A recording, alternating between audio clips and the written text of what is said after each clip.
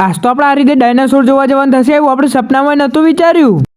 તો હવાર તો હવાર પડી જાય, પણ હવે ઘડિયાળમાં જોયું તો હવા 1 વાગતો હતો. વાંધો નહીં, ચેન્જ કરી દઈએ તાણ. તે હવારમાં તો બપોર પડી ને આપણે થઈ જાય નહીં ધોઈને તૈયાર. અને આ આપણે 60 દિવસમાં 10,000 ફોલોવર પૂરા કરવાનો 8મો દિવસ. અને જો આપણે 10,000 ફોલોવર પૂરા થશે તો આપણે 10 ગરીબોને ખાવાનું ખવડાવવાનું હ. પછી બપોર પડી અનિકેતભાઈ નો ફોન આવ્યો કે આ તો તમારે ટિફિન આલવા આવવું પડશે, એટલે આપણે ભરીને હેડી નીકળે ટિફિન આલવા માટે. પછી ચાલુ કરી લીધો આપણો કાળો ઘોડો હેડી નીકળે ટિફિન આલવા માટે. પછી તો આપણે પહોંચી જાય અનિકેતભાઈ ની દુકાને માય એન્ટરપ્રાઇઝમાં. કલેક્ટર સાહેબ તો શેઠિયાંગોળ બેઠા હોય ને ખુરશી ઉપર.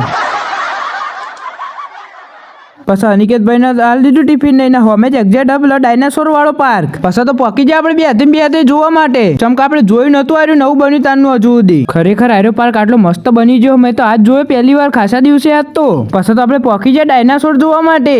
હવે તો જો 2 જણા બાંધતા હોય એવું લાગે ડાયનાસોર. ખરેખર આ ડાયનાસોર વાળો પાર્ક આટલો મસ્ત બનાવી નાખ્યો આપણે સપનામાં નહોતું વિચાર્યું. જબરજસ્ત બનાવી નાખ્યો. અને આ પાર્ક કડીમાં ચોકણ આવ્યો છે, તમે કમેન્ટમાં હાલ જ લખી કાઢો. હો માં બેટા, ડાયનાસોરની ડોક તો જો ઊંટિયા જેવડી લોબી હ.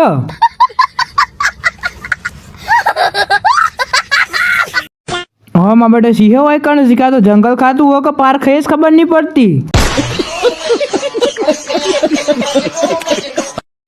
લોડો તો આજના બ્લોગમાં બસ આટલું જ ને. મળી આવતા નવા બ્લોગમાં. જો તમે આ પાર્કમાં આવ્યા હોય તો એકવાર કમેન્ટમાં જરૂરથી લખી દેજો. જય માતાજી, જય શ્રી કૃષ્ણ. જો બ્લોગ ગમે તો લાઈક ને ફોલો કરતા જજો.